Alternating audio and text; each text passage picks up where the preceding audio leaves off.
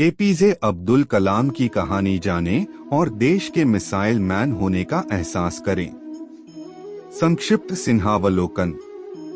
APJ Abdul Kalam का जन्म 15 अक्टूबर 1931 को तमिलनाडु के रामेश्वरम में हुआ था।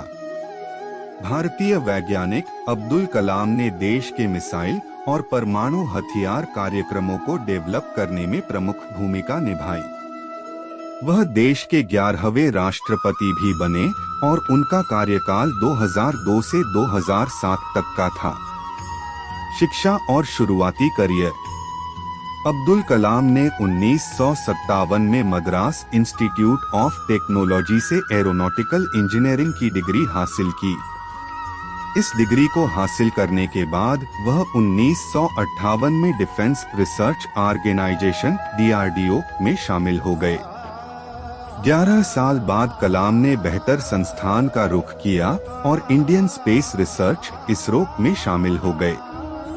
वह SLV के प्रोजेक्ट डायरेक्टर रहे। यह ध्यान देने लायक बात थी क्योंकि SLV पहला सैटेलाइट लॉन्च व्हीकल था जिसे भारत में डिजाइन किया गया था और बनाया गया था। हालांकि 1982 में कलाम ने एक बार फिर DRDO में काम करने का फैसला किया। यहाँ उन्होंने उस कार्यक्रम के लिए आधार तैयार किया जिसके तहत कई तरह के सफल मिसाइल तैयार किए गए। इस सफलता के कारण उन्हें भारत का मिसाइल कहा जाने लगा। इन सफल मिसाइलों में से एक को अग्नि कहा गया, जो देश की पहली मध्यम दूरी की बैलिस्टिक मिसाइल 1989 में लॉन्च की गई। अग्नि को SLV के कुछ पहलुओं को ध्यान में रखकर बनाया गया था। कलाम की राजनीतिक भूमिकाएं।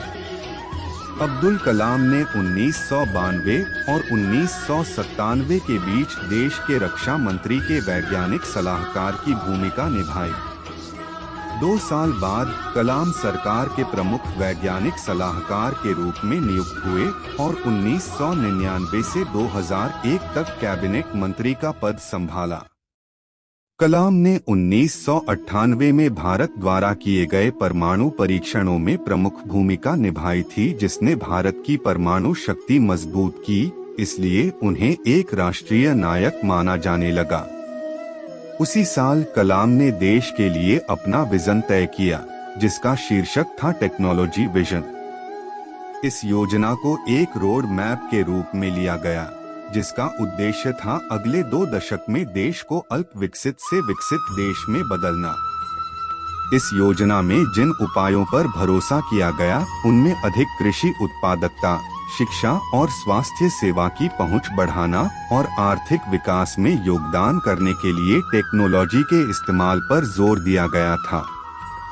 साल 2002 तक हिंदू राष्ट्रवादी नेशनल डेमोक्रेटिक अलायंस कलाम को निवर्तमान राष्ट्रपति कोचेरिल रमन नारायणन के उत्तराधिकारी की जगह दी।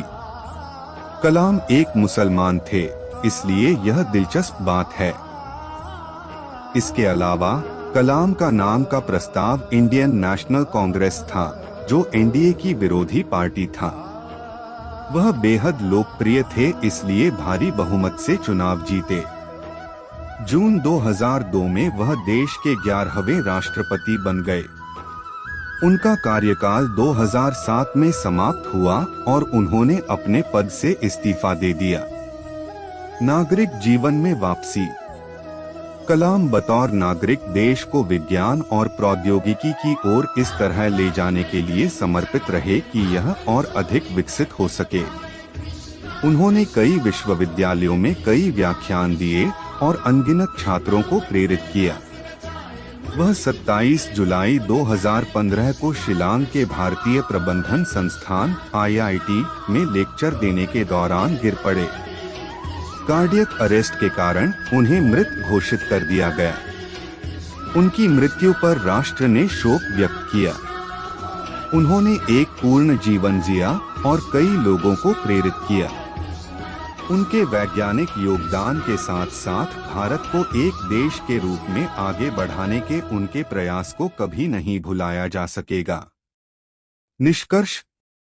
कलाम ने विंग्स ऑफ फायर के नाम से आत्मकथा लिखी, जो 1999 में प्रकाशित हुई थी, और साथ ही इंडिया 2020 इंच की अगली कड़ी थी जिसका शीर्षक था इग्नाइटेड माइंड्स।